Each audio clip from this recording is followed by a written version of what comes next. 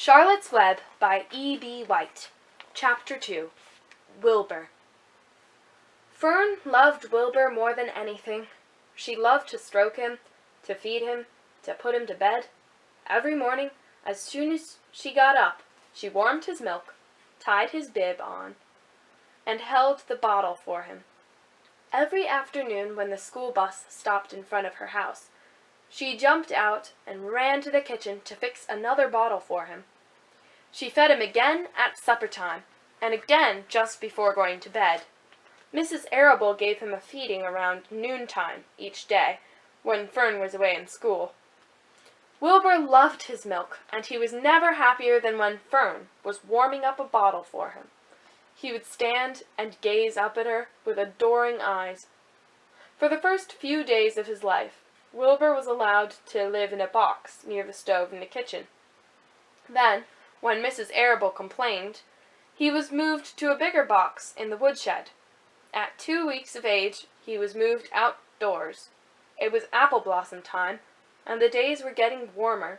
Mr. Arable fixed a small yard, specially for Wilbur, under an apple tree, and gave him a large wooden box full of straw, with a doorway cut in, so he could walk in and out as he pleased. "Won't he be cold at night?" asked Fern.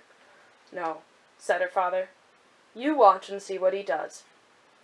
Carrying a bottle of milk, Fern sat down under the apple tree inside the yard.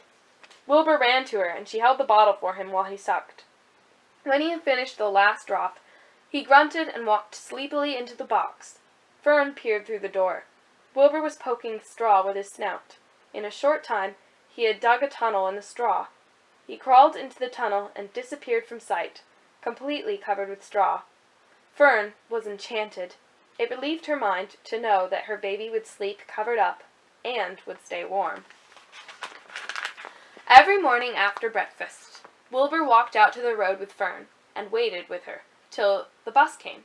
She would wave goodbye to him, and he would stand and watch the bus until it vanished around a turn.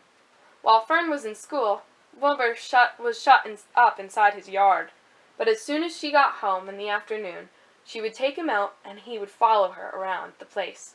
If she went into the house, Wilbur went too.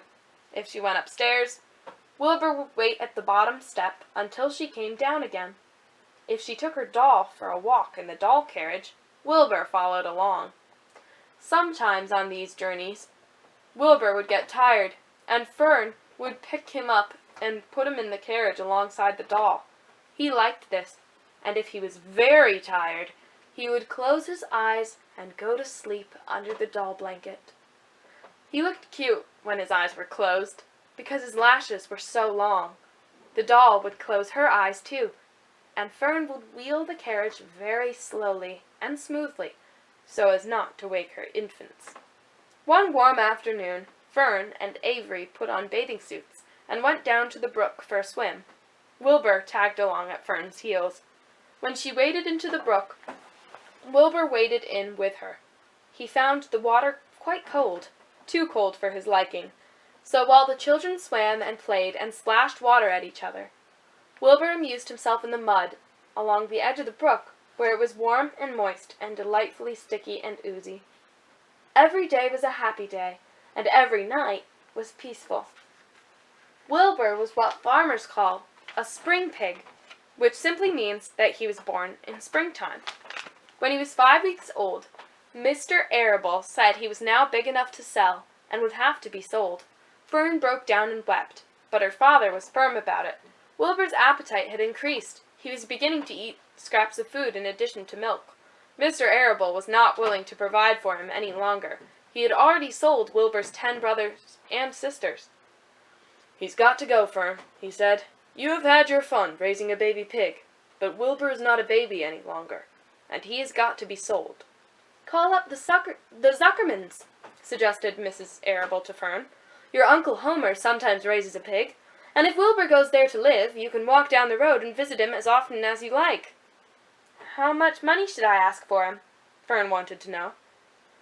"Well," said her father, "he's a runt. Tell your Uncle Homer you've got a pig you'll sell for $6 and see what he says." It was soon arranged. Fern phoned and got her Aunt Edith, and her Aunt Edith hollered for Uncle Homer, and Uncle Homer came in from the barn and talked to Fern. When he heard that the price was only $6, he said he would buy the pig. Next day, Wilbur was taken from his home under the apple tree, and went to live in a manure pile in the cellar of Zuckerman's barn.